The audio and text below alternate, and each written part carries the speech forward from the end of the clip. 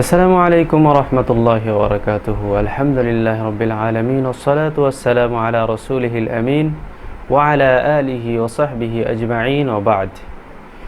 দূরের ও কাছের যে যেখান থেকে দেখছেন সবাইকে পবিত্র মাহে রমাদানের শুভেচ্ছা ও স্বাগতম। প্রিয় দর্শক, আজকে একটি গুরুত্বপূর্ণ বিষয় নিয়ে আপনাদের সামনে হাজির হয়েছি। যেহেতু আমাদের মাঝে রমাদান চলে এসেছে, আমরা যারা মুসলিম তারা সিয়াম পালন করছি আল্লাহ রাব্বুল আলামিনের সন্তুষ্টির জন্য।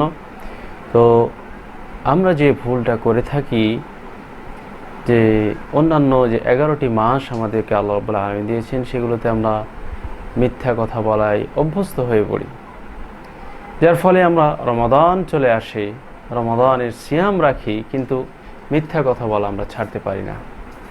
তো এই সম্পর্কে আল্লাহ রাসূল সাল্লাল্লাহু আলাইহি ওয়াসাল্লাম হাদিসের মধ্যে বলেছেন, মান লাম ইয়াদা কওলাজ জুর ওয়াল আমাল বিহি ফালাইসা লিল্লাহি হাজাতান ফি আন ইয়াদা তা'আমাহু ওয়া শারাবাহু।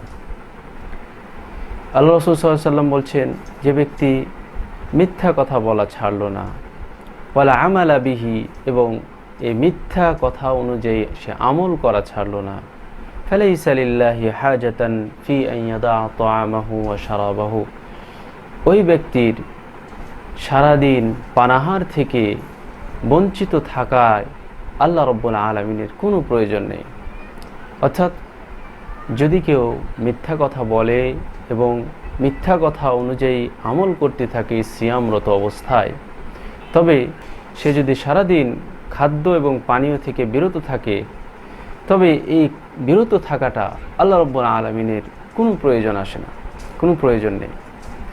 অর্থাৎ কেউ যদি মিথ্যা কথা বলে এবং এই মিথ্যা কথা অনুযায়ী আমল করা থেকে বিরত না থাকে, তাহলে আল্লাহ রাব্বুল আলামিনের নিকট এই সিয়াম বা রোজা গ্রহণ হয় না।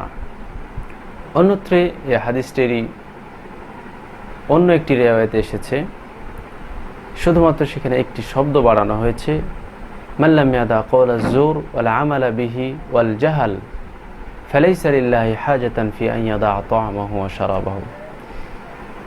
যে ব্যক্তি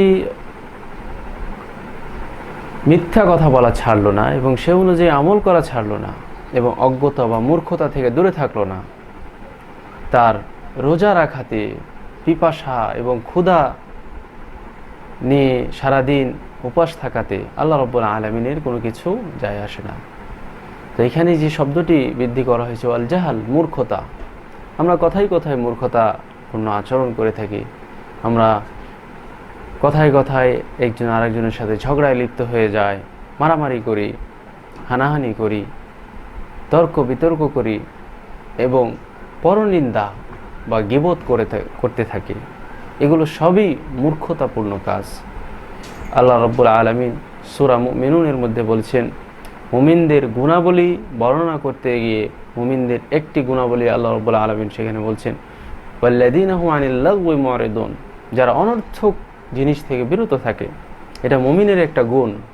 সুতরাং এই রমাদান মাসে সিয়াম রাখা অবস্থায় আড্ডাবাজি, গাল গপ্প করে সময় কাটানো এবং পরনিন্দা করা, পরশ্রী কাতরতা করা, পরচর্চা করা এবং গান, আড্ডা, খেলাধুলা, এগুলোতে মত্ত থাকা, আল্লাহ রাব্বুল আলামিনের কোরআন কারীম তেলাওয়াত না করে এগুলো করা, এগুলো হলো সব জাহালা বা মূর্খতার অন্তর্ভুক্ত।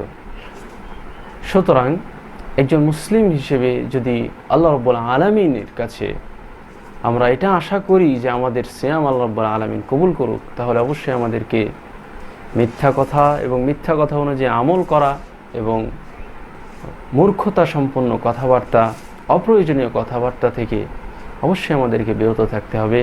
তাহলে আল্লাহ রাব্বুল আলামিনের নিকট এই সিয়াম বা রোজা কবুল হতে পারে। আল্লাহ তাআলা বলেছেন, as-sawmu লি, হাদিসে কুদসির মধ্যে আল্লাহ রাসূল সাল্লাল্লাহু আলাইহি ওয়াসাল্লাম বলছেন, হাদিসে কুদসির মধ্যে আল্লাহ তাআলা বলেন, as-sawmu লি ওয়া আনা আজজি বিহি, সিয়াম আমার জন্য। আল্লাহ তাআলা বলছেন যে সিয়াম আমার জন্য আর আমি নিজ হাতে পুরস্কার দেব। এটি একটি মাত্র ইবাদত, যে ইবাদতের পুরস্কার আল্লাহ রাব্বুল আলামিন নিজের হাতে দিবেন। সেই ইবাদতটি যদি আমরা এই সমস্ত কার্যকলাপের মাধ্যমে বিনষ্ট করে দিই, তাহলে আমাদের সারাদিন পানাহার এবং খাবার থেকে বিরত থেকে শুধুমাত্র উপাস থাকাই হবে। আল্লাহ রাব্বুল আলামিন সেটা গ্রহণ করবেন না। আল্লাহ রাব্বুল আলামিন আমাদেরকে এই হাদিস অনুযায়ী আমল করার তৌফিক দান করুন, আমিন। ওয়া আখির দাওয়ানা আলহামদুলিল্লাহি রাব্বিল আলামিন। ওয়াসসালামু আলাইকুম ওয়া রাহমাতুল্লাহি ওয়া বারাকাতুহু।